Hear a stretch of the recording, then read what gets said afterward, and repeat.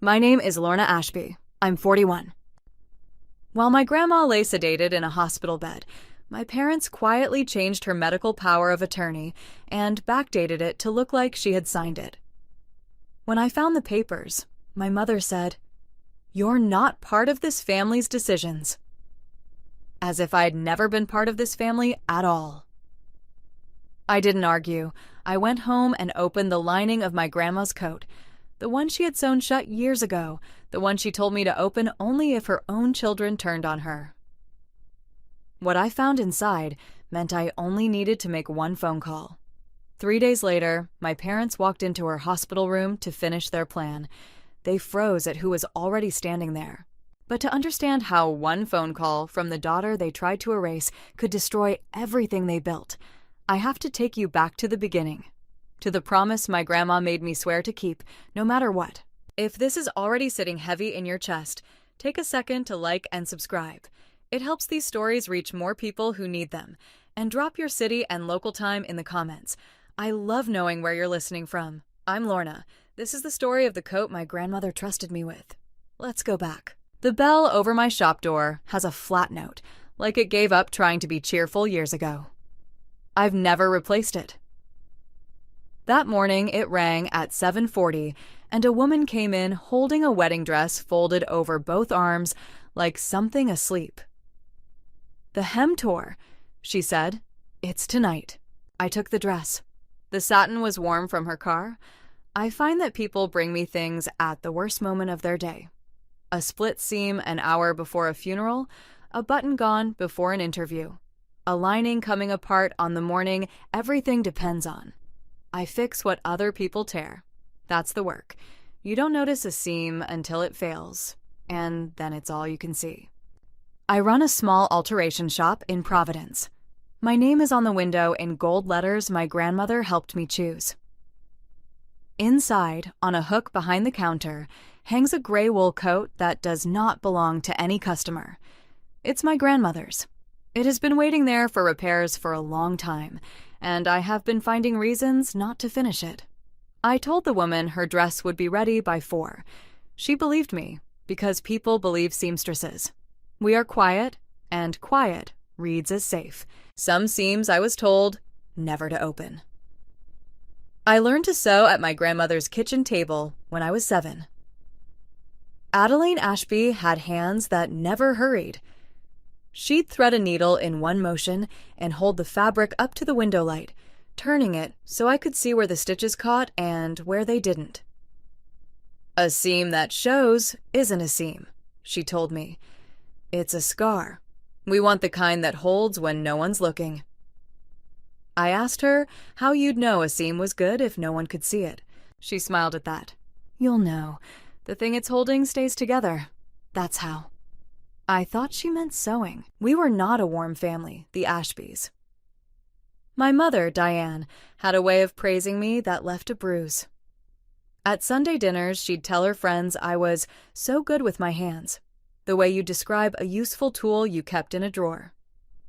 My Uncle Curtis would laugh and say at least one of us could fix a zipper. My father, Gerald, would look at his plate.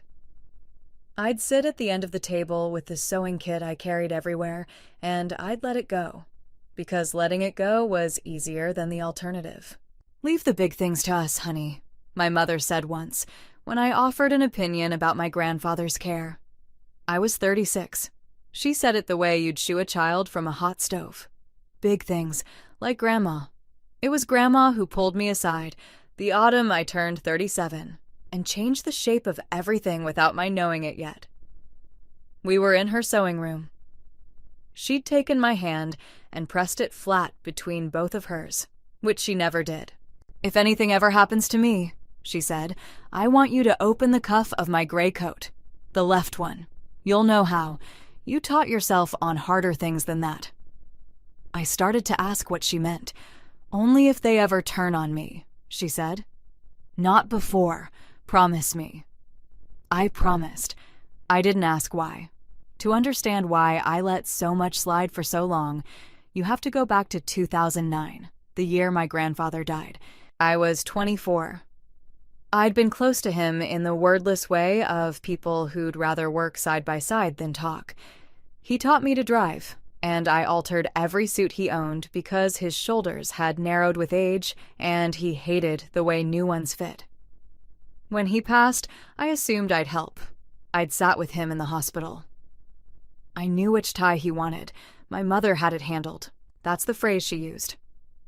"We've got it handled, Lorna."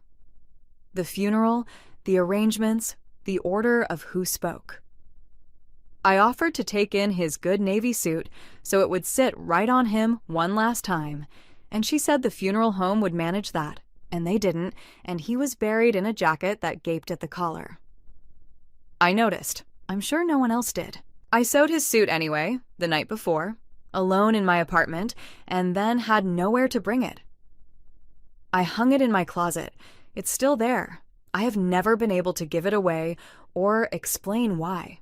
That was the pattern, though I didn't have a word for it yet. There was always a table, and I was always at the end of it, and the decisions happened at the other end where the grown-ups sat.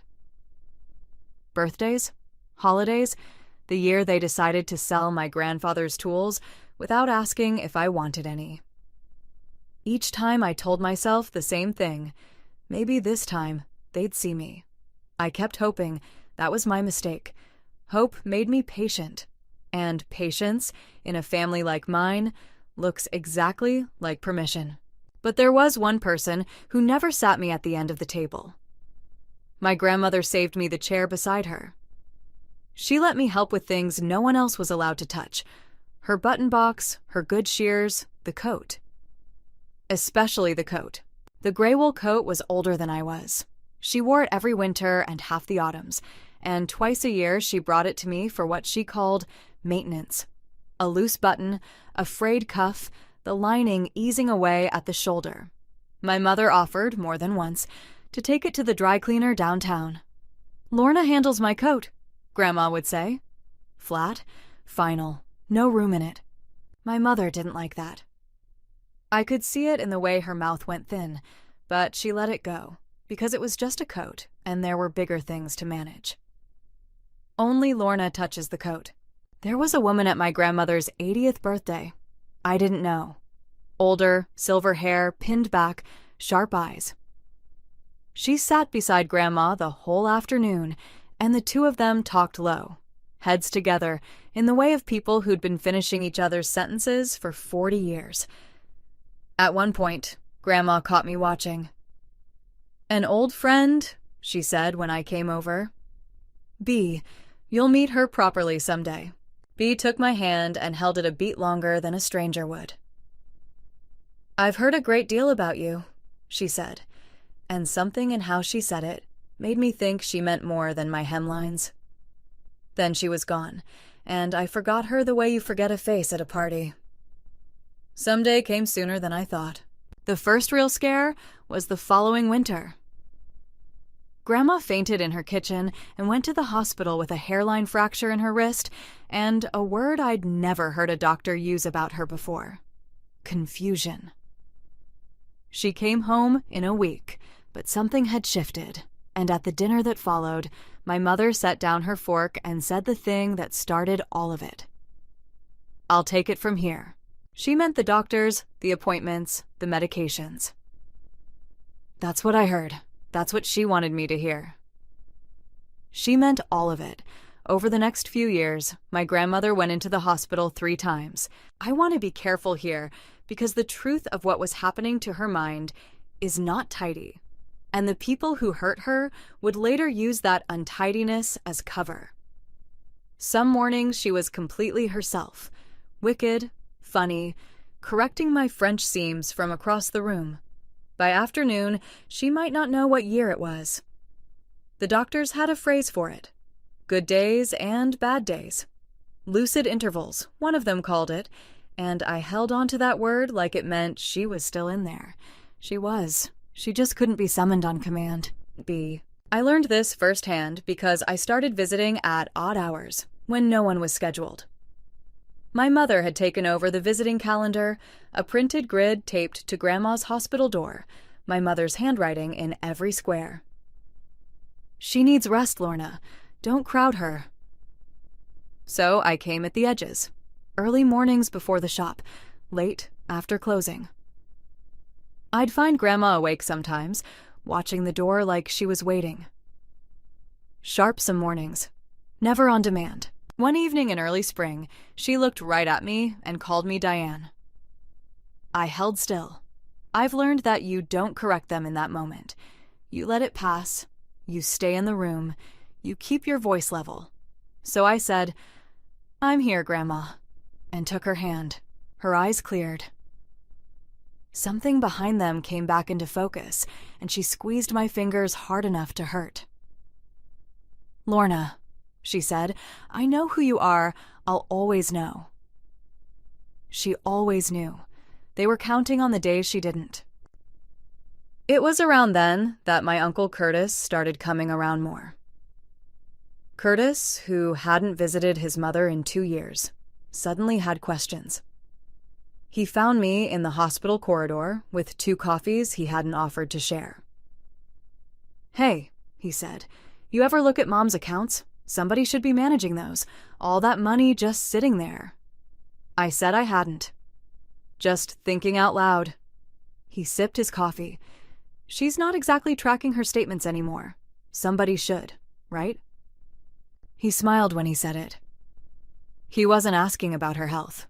I didn't think much of it then. I should have, but I was busy reading her, the way I read fabric, looking for where the threads were pulling, missing the hand on the other side doing the pulling. The last time I saw the shape of what was coming, I almost missed it too. I came to the hospital one afternoon without telling anyone, and as I turned the corner toward Grandma's room, my mother was walking a man out of it. He carried a leather folder under one arm and a small device I recognized, a notary stamp, the kind with the embossing seal. "Lorna." My mother stepped in front of the door, just slightly, the way you'd block a draft. "I didn't know you were coming." I asked what the paperwork was. "Just some forms. Nothing for you to worry about." She smiled. "Insurance things. You know how it is." Behind her, through the gap, I could see Grandma in the bed, eyes half closed, her mouth slack in the particular way it went when the medication was heavy. She could barely hold her head up. Paperwork, while she could barely speak. "Before we go any further, I want to ask you something. That folder the notary carried out of the room, what do you think was inside it?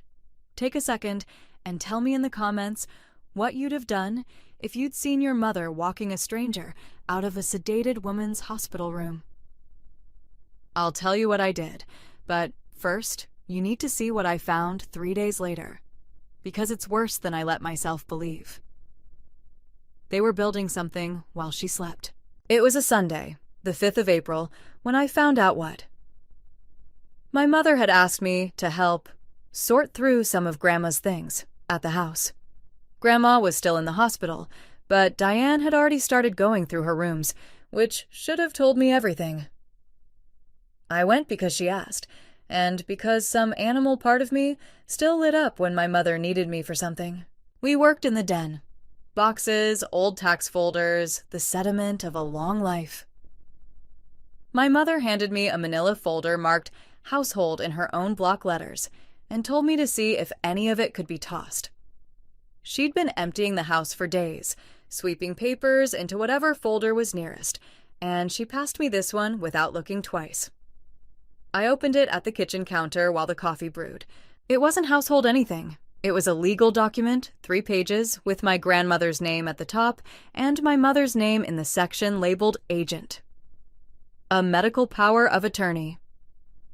I'd seen the form before. I'd filled out a version for myself, years ago, the way you do.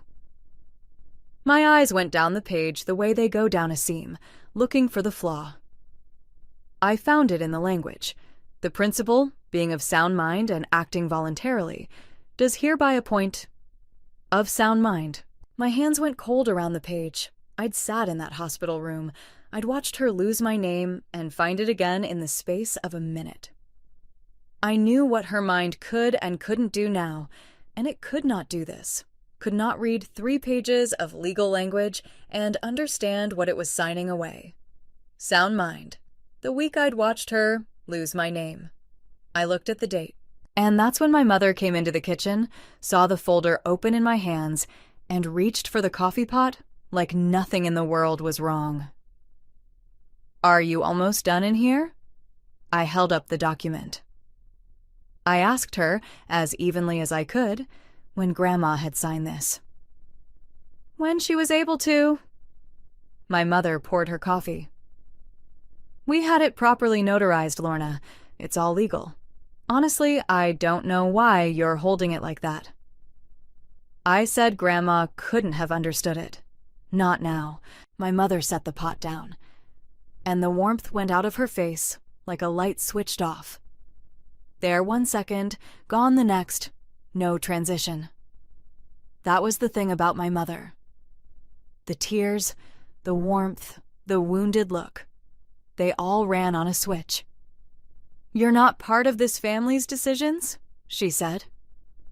The room went very quiet. Behind me, the coffee maker hissed and clicked off. I remember staring at the little red light going dark. As if I had never been part of this family at all. I didn't argue. I'd like to tell you that I stood up to her in that kitchen, that I had a speech ready. I didn't. 37 years of being shooed from the stove don't drain out of you in one afternoon. I set the folder down. I said something about needing to get back to the shop. And I left. But on my way out, in the front hall, I passed the coat closet, and there it was. My grandmother's gray coat, which my mother must have brought back from the hospital, half stuffed into a black garbage bag with a pile of donate clothes. I pulled it out of the bag. The wool was cold. "That old thing's coming apart," my mother said from the kitchen doorway, watching me. "Half the lining's gone. I'm clearing out the closets." "I'll take it," I said. She shrugged. To her, it was a rag. She had no idea what she almost threw away. I drove back toward the shop with the coat on the passenger seat, and at a red light, I put my hand on it, and I felt the old promise sit up in my chest like something waking. There was a young nurse I'd met during one of Grandma's stays. Hannah, soft-spoken, the kind who actually looked at her patients. I'd texted her sometimes to ask how the night had gone. When I told her my mother had nearly thrown out the coat, she wrote back almost immediately. "Don't let anyone take that coat. Your grandmother made me promise the same thing. She said if it ever left the room, I should call you." I read it twice at another red light. Grandma was still protecting it, and still protecting me. I sat in my parked car outside the dark shop, and I made myself think it through. Slowly, the way I'd think through a complicated repair before the first cut. My grandmother had asked the nurse to guard the coat. My grandmother had, years ago, made me swear to open its cuff if her children ever turned on her. My grandmother had never once let my mother touch it, not for the dry cleaner, not for anything. She didn't choose her daughter. She chose me. I just didn't yet know why, and I was going to have to find out. The coat wasn't old. It was a vault. I didn't open it that night. I need to be honest about that, because it matters. I carried the coat into my apartment, and I hung it on the back of my bedroom door, and I sat on the edge of my bed and looked at it for a long time. Part of me, the part that had spent 4 decades hoping my mother would finally see me, kept arguing that there was an explanation, that my mother loved Grandma in her own bent way. That if I opened that cuff, I'd be doing something I couldn't take back, declaring a war inside my own family, and maybe, I was wrong about all of it. I am telling you this so you understand I am not brave. I'm slow. I hope too long. So instead of opening it, I did the careful thing first. I did the thing I could actually do without crossing any line. I started with what I'd seen with my own eyes. I'm not a lawyer, and I'm not a nurse. I knew that whatever was in that hospital chart was locked behind rules I had no key to. I couldn't walk in and demand my grandmother's medication records, but I had something nobody could take from me. I had been in the room, and I keep a record of my days the way I keep a record of alterations. Dates, times, little notes in my phone, because in my work, a day matters. So I sat at my kitchen table with two things in front of me. The medical power of attorney, with its signing date, and my own phone, scrolling back through the photos and notes from my visits. The date on the document was a Tuesday in the middle of March. I had visited that Tuesday. I had a photo, Grandma asleep, the blinds half drawn, taken at 3:11 in the afternoon because I'd wanted to remember the light on her face. My note from that evening, typed in this same kitchen: bad day, didn't wake. Nurse said they'd given her something for the agitation. Sat an hour, she didn't know I was there. I'd watched her sleep through the entire afternoon of the day she supposedly read and signed 3 pages of legal language. I saw her that day. She wasn't signing anything. I put the two dates side by side on the table, the document and my own photograph, and the cold came back into my hands. I knew, right then, I knew, the way you know, a seam is going to give before it gives. But I also knew what I was holding wasn't enough. A daughter's phone photo. A note I'd typed myself. Who would believe the seamstress over the daughter who'd had it handled for 30 years? I could hear exactly how my mother would say it. She's confused. She's bitter. She was barely involved. I knew. I just couldn't prove it alone. Then I looked at the notary's seal at the bottom of the page, and I recognized the name. It was the same man I'd watched my mother walk out of the hospital room. And something turned over in me, because I realized I'd been thinking about this wrong.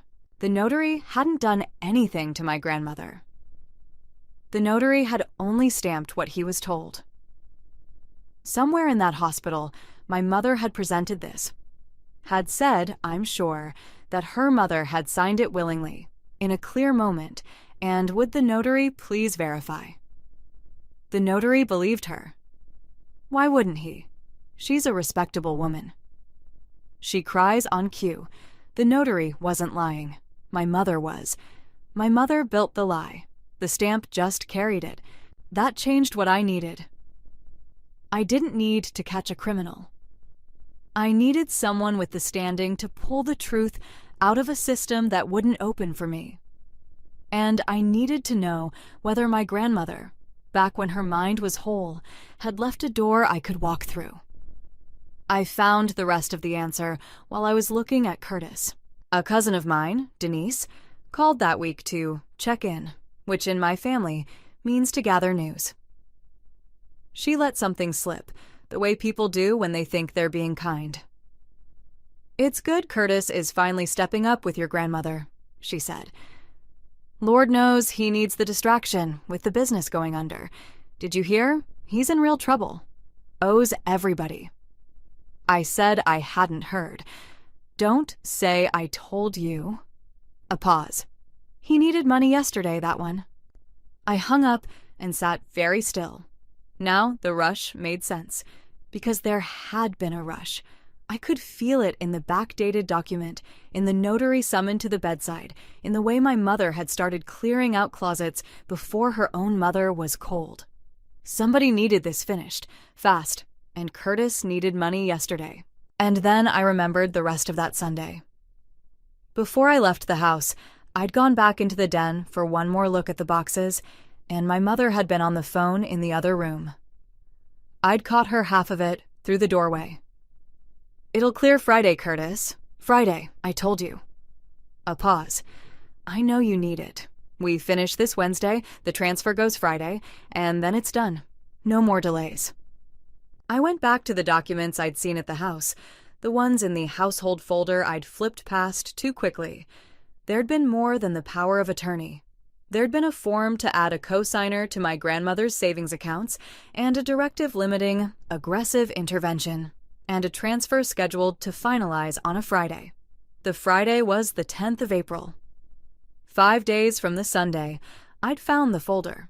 5 days, and the accounts would move, and the directive would stand, and it would all be permanent, sealed under a document that said my grandmother had wanted it in her own sound mind.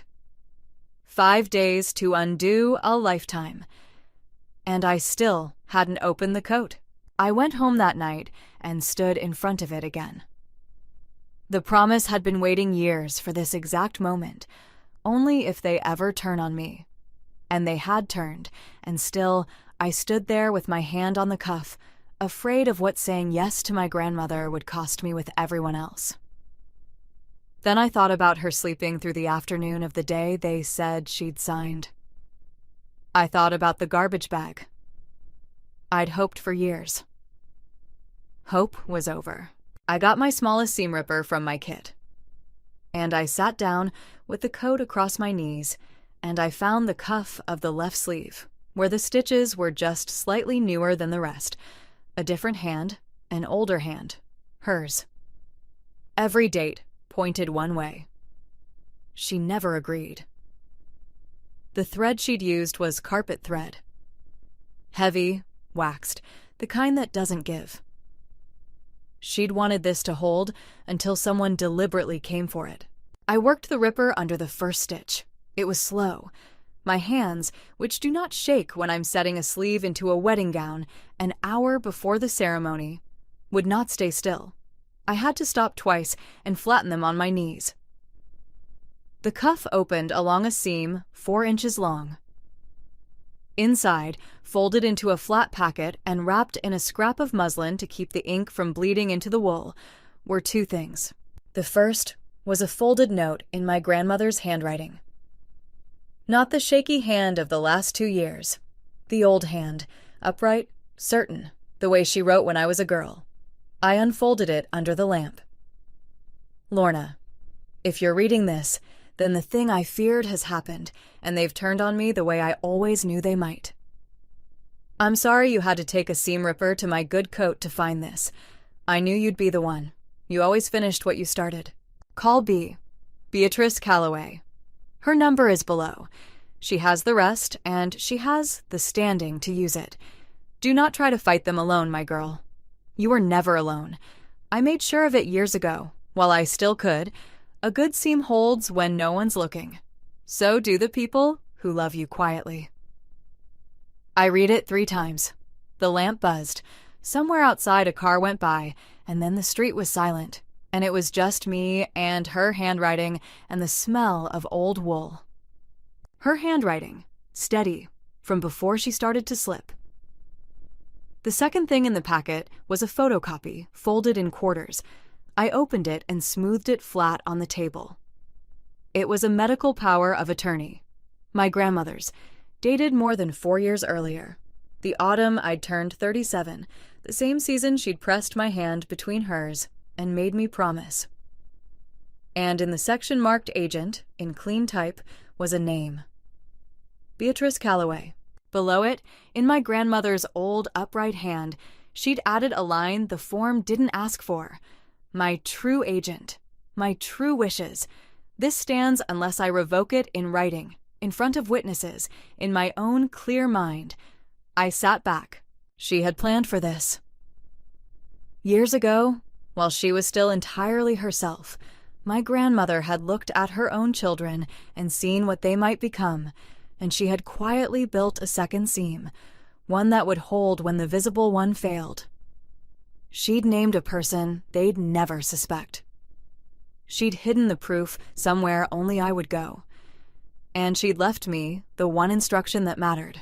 But even as the relief moved through me, the seamstress in me went looking for the flaw, because there's always a flaw, and you find it before your enemy does. Unless I revoke it in writing. What if she had? What if my mother, somewhere in all that paperwork, had gotten Grandma to sign a revocation on one of her bad days? A newer document usually beats an older one. I didn't know if this 4-year-old page still held. Only one person could tell me if it still held. I looked at the name again, and then I remembered. The silver-haired woman at the 80th birthday. The hand that held mine, a beat too long. You'll meet her properly someday. B. Beatrice Calloway, my grandmother's oldest friend. A woman my grandmother had trusted with her life, literally on paper. 4 years before any of this began. Someday was now. I didn't call yet. First, I did the last thing the work required of me, and maybe the only brave thing I did in this whole story. I closed the coat back up. I rethreaded my needle, and I sewed the cuff shut again, returning every stitch, because if this went the way I was starting to believe it might, I wanted the coat whole when it mattered. I wanted no one to be able to say I'd torn it apart. My hands steadied as I sewed. They always do. The needle going in and out is the closest thing to prayer I have. A good seam holds when no one's looking. When the last stitch was tied off and clipped, I set the coat on the table, and I picked up the phone, and I dialed the number my grandmother had hidden inside 4 inches of waxed thread. She'd sewn me the key years before I needed it. B answered on the second ring, as if she'd been sitting beside the phone. I told her my name. I told her I'd found the note in the coat. There was a silence on the line, long enough that I thought the call had dropped, and then Beatrice Calloway let out a breath that sounded like it had been held for years. Adeline said you'd be the one, she said. I've been waiting for this call for a long time. I asked her the question that had kept me from sleeping. Was the old document still good? Could my mother have undone it? It was never revoked, B said.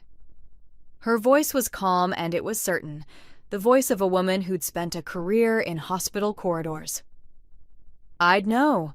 A revocation has to be in writing. Witnessed while she's competent. There isn't one. I check. I've checked every year. A pause. And there's something you don't have, Lorna, that I do. I'm her healthcare agent, the real one. That means I can request her medical records. They have to open for me. They will not open for your mother, and they will not open for you. But they open for me. I didn't say anything for a moment. The cold that had been in my hands moved up into my chest and turned into something else. Something with a spine. One call opened the door. I couldn't. What do we do? I asked. First, said B, I find out exactly what they did to her and when. Then we don't do anything dramatic. We let the paper speak. Can you meet me at the hospital tomorrow morning, early, before your mother's visiting hours? I said I'd be there at 6. I want to tell you about the next 2 days plainly, because they were not loud.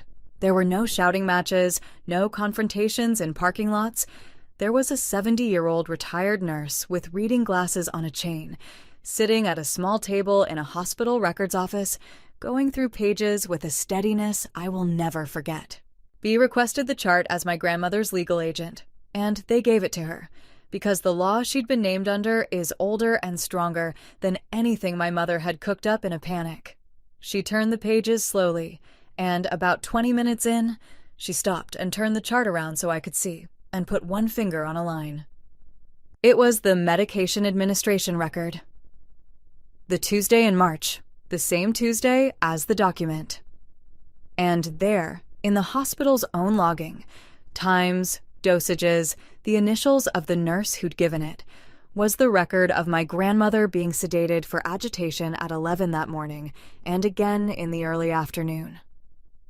The same afternoon, I'd photographed her sleeping at 3:11. She was under sedation the day she signed, B said quietly. It's right here, in the hospital's own hand. No one can argue with the chart.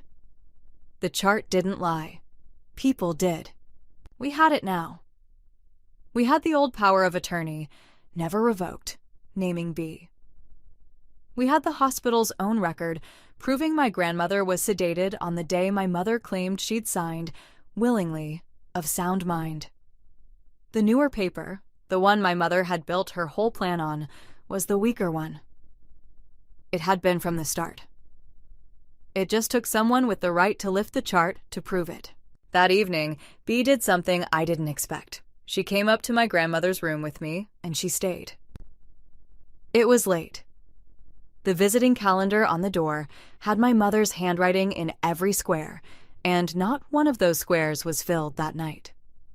The room was empty, except for the machines and my grandmother, small under the blanket.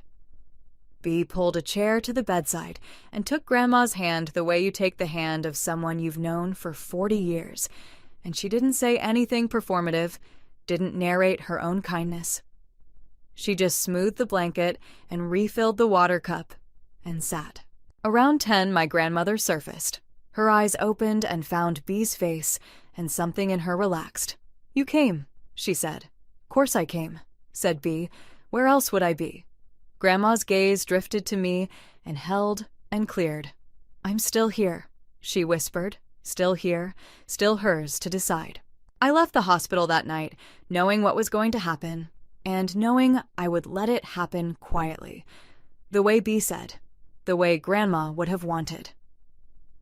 I texted my mother one line because the meeting to finalize the paperwork had already been set for Wednesday morning in Grandma's room, with the notary coming back to collect the last signatures.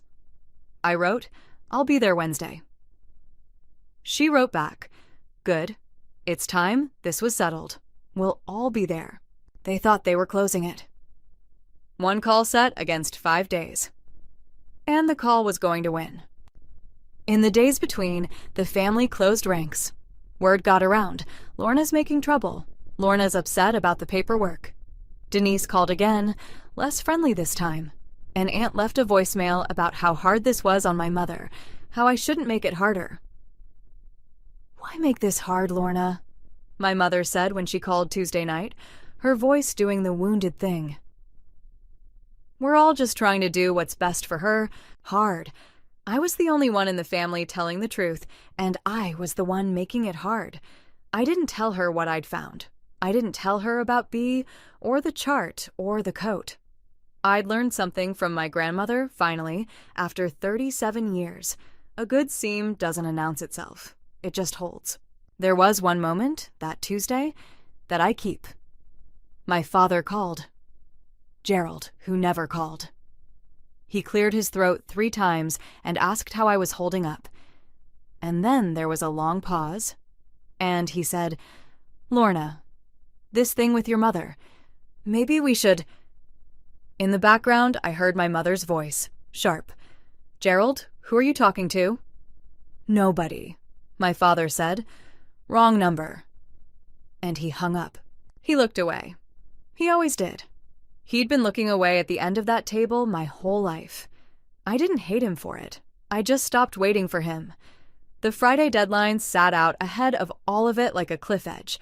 Wednesday morning, the paperwork. Friday, the money. I had until Wednesday. Wednesday came. I got to the hospital first. I'd barely slept. I had the gray coat folded over my arm, whole, every stitch back in place, and a flat envelope with the photocopy from the cuff, and Bea was already there, in the room, with her own folder and her reading glasses on their chain, sitting in the chair by the bed like she'd grown there. Grandma was awake. It was a good morning. We'd both prayed for that, I think, in our own ways, and we'd gotten it.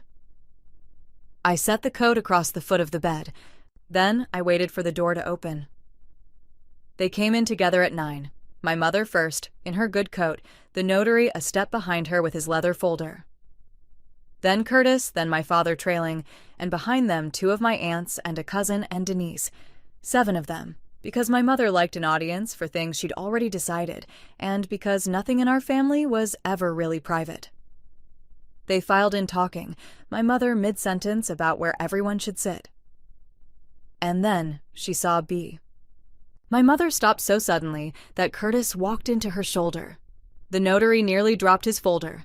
The whole bright procession of them jammed up in the doorway, and the talking died, all at once, and what came into the room instead was a silence so complete I could hear the machines.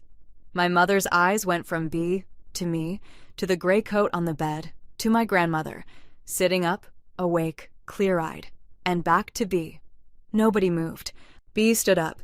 She folded her reading glasses and let them drop to her chest on their chain, and she looked at my mother with a calm that 40 years of hospital corridors had built. "Hello, Diane," she said. "We have some papers, too." My mother recovered fast. "I'll give her that." The switch flipped and the warmth came up like stage lights. "Beatrice, how lovely. I didn't realize you were— Lorna, did you invite—" She turned to the room, to her audience. "This is my mother's old friend. It's sweet of her to visit, but we have some private family business this morning, so I'm her healthcare agent," Bea said. The words landed flat in the middle of the room. "I'm sorry?" my mother said. Bea opened her folder and drew out a single page and held it up so the room could see it. "Adeline named me her medical power of attorney in October, 4.5 years ago, in front of 2 witnesses, while she was entirely competent." She set the page on the rolling tray table and turned it to face my mother. "She never revoked it. I've confirmed that. It stands." My mother's smile held, but I saw it. The first hairline crack, right at the corner, the way porcelain goes before it breaks. That document is outdated," she said. "Mom signed a new one, a current one. I'm the agent now. We had it notarized." She gestured at the notary, who had gone a careful shade of gray. "Tell her, you notarized it yourself." "I notarized a signature," the notary said slowly. "I was told the principal had signed it willingly." "She did," my mother said. I stepped forward then. I hadn't planned the exact moment, but it came, and for once in my life, I didn't wait at the end of the table. I took the chart printout from my envelope, the page Bea had pulled, the hospital's own record, and I set it down next to my mother's document, lined up, the 2 dates side by side, the way I'd lined them up on my own kitchen table at 2 a.m. "She signed your version on a Tuesday in March," I said. "This is the hospital's medication record for that same Tuesday." I put my finger on the line, the way Bea had put hers on it for me. She was sedated at 11 that morning, and again that afternoon, for agitation. It's in the hospital's own hand, with the nurse's initials. I looked up at my mother. She was asleep the entire day. She supposedly read 3 pages and signed them of sound mind. I was there. I have a photograph of her sleeping at 3 o'clock. You can't argue with the chart. The room had turned. I felt it turn. The 7 faces that had filed in behind my mother, now looking at the 2 documents, at the dates, at her. "This is insane," my mother said. Her voice climbed. "Lorna has always been. She's not stable. Everyone knows that. She was barely involved." "She altered Dad's suit for his funeral," Denise said quietly from the back. None of us had expected Denise. "She sat with Grandpa every day. What are you talking about? Barely involved." "Diane." Curtis's voice, low and urgent. "Diane, can we just—" "And while we're talking about who needed what," I said, and I turned to my uncle. "The transfer scheduled for this Friday, the one moving Grandma's savings. I heard you on the phone Sunday, Curtis. It'll clear Friday. I know you need it." Curtis's mouth opened and shut. "Your business is failing," I said. "You needed her money before your creditors came, so the 3 pages had to be signed fast, and the directive about aggressive intervention had to be in place, and it all had to clear by Friday. That was the deadline. Not her health, your debt." The aunts were staring at Curtis now. Denise had her hand over her mouth. The notary had quietly closed his leather folder and stepped back toward the wall, the way a man steps back from something he wants no part of. My mother's stage lights were failing. The warmth flickered out, and what was left underneath was not a wounded mother. It was something cold and caught. "You don't understand the burden," she started, and her eyes were wet now, the tears arriving exactly when she needed them. "Do you know what it's been like, carrying all of this, the appointments, the decisions, while you—" "The tears don't work in here," I said. It came out of me quiet and flat, and it stopped her cold, because she'd been crying on cue at me my whole life, and it had always worked, and it did not work now, in a room full of people looking at a chart, And then my grandmother spoke. She'd been sitting up against the pillows the whole time, watching, her eyes moving from face to face. We didn't need her to say anything. The chart had already done it. The old power of attorney had already done it. The win was sealed in paper before she opened her mouth, and I want to be clear about that because what she said next wasn't evidence. It was the only thing that mattered anyway. Diane. The room went still again. My mother turned to her. My grandmother's voice was thin, but every word was clear, the way the good mornings made her clear. I chose Lorna, she said. I chose B. She looked at her daughter, and then at her son, standing frozen by the window. Not you. The silence was total. My mother's face came apart slowly, in front of all of them. Not the performed grief, but the real thing underneath it. The look of someone watching a thing they were certain they owned dissolve in their hands. Curtis had sat down hard in the visitor's chair, his head in his hands. My father stood against the wall and looked, for the first time I could remember, like he might be about to do something other than look away. Mom, my mother said. Mom, you're confused. You don't know what... I know exactly who I am, my grandmother said. I always have, even on the days I can't find the word for it. Don't you ever tell me I don't know who I am. She turned her head on the pillow, slowly, and her eyes found me, and the corner of her mouth lifted. You opened the coat, she said. I opened the coat, I said. I had to stop there. I'd held my voice level through the whole thing, through the documents, through my mother's tears, through Curtis. And it held until that, and then it didn't. Just for a second, just for the space of those 4 words. You opened the coat, and I had to look down at the gray wool on the foot of her bed until I could breathe right again. She'd known. 4.5 years ago, while she could still thread a needle in one motion, she had looked at her own children and known, and she had sewn me away to save her, and waited, and trusted that I'd be the one to come. I picked up the coat and laid it across her lap, and she put her thin hands on it, and that was all. That was the whole victory, right there. An old woman with her coat back, in a room where everyone had finally heard her. My mother left first. She gathered herself and said something about lawyers, about how this wasn't over, and the words had no weight in them anymore. None, and even she seemed to hear it. Curtis followed without a word. The aunts went after, murmuring, "Not to my mother." My father was the last of them to go. He stopped at the door and looked back at my grandmother, and then at me, and his mouth worked, and what he finally said was, "I'm sorry, Lorna."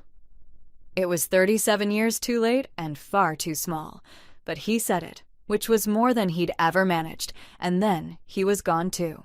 Bea and I stayed. The room was very quiet, and the light had moved across the floor. If you've ever been the one your family overlooked, the one they were happy to leave at the end of the table until the day they needed someone to blame, I'd like to hear from you. Tell me in the comments about the moment you stopped waiting for them to see you. You don't have to raise your voice to be heard. Sometimes the quietest person in the room is the one holding the only thread that matters. The quiet one held the only thread that mattered. The new power of attorney was void. It had been void from the moment it was signed. Really, you cannot consent to something while you're sedated, and a document built on a lie doesn't stand once the lie is on the table next to the hospital's own records. Bea, as my grandmother's true agent, took over her care the way Grandma had wanted 4.5 years earlier. The directive limiting treatment was withdrawn. The savings transfer scheduled for that Friday never cleared. The bank reversed the pending co-signer request once the power of attorney behind it collapsed. The notary, I later heard, filed his own statement about what he'd been told and by whom, because a man who stamps his name on things is careful about his name. I never had to do anything to Curtis. His debts did that on their own. My mother talked about lawyers for a while. No lawyer took it. There was nothing to take. You can't sue your way past a sedation record and a 4-year-old document signed in front of witnesses. No one called my hands small again. The decisions came back to my grandmother, where they'd always belonged. She came home a few weeks later, to her own house, with care arranged the way she'd chosen, with Bea checking in and me there most evenings. A neighbor of hers, an old woman named Ruth, who'd known her for decades, came by the first week with a shoebox under her arm.